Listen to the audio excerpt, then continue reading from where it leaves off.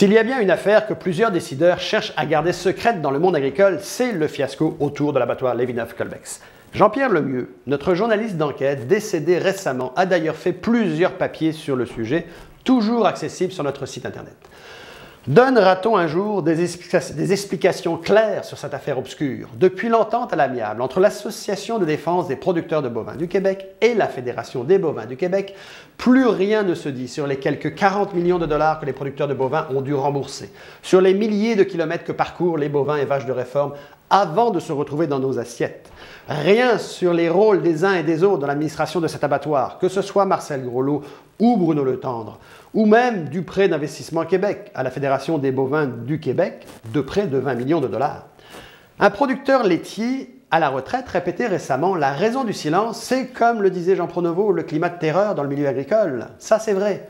En 2013, les péquistes ont étouffé l'affaire. François Gendron, alors ministre de l'Agriculture, affirmait « Nous, on prétend qu'il s'est passé des choses passablement douteuses ».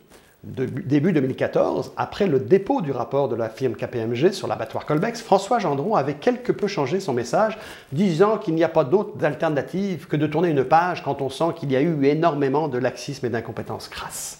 Mais le ministre Gendron ne disait pas non à un nouvel abattoir. Les libéraux sont passés par là.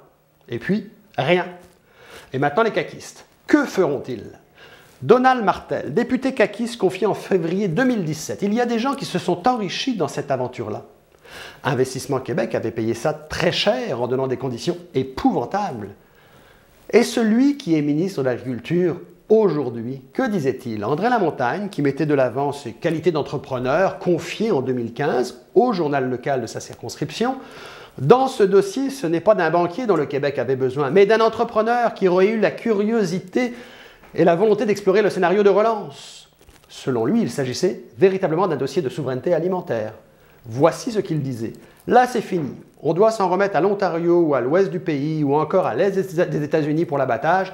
Des installations de cette qualité avec ce potentiel-là, il n'y en aura plus jamais au Québec. Quelle opportunité manquée!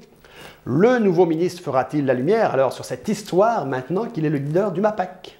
D'autant que François Legault, maintenant Premier ministre, ouvrait lui aussi la porte à un nouvel abattoir au Québec, juste 4 jours avant son élection sur notre plateau, ici même.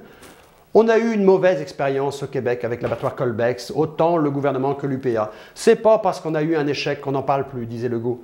Le gouvernement pourrait être partenaire dans un projet pour développer cette production, et ça veut dire aussi avoir un ou des abattoirs.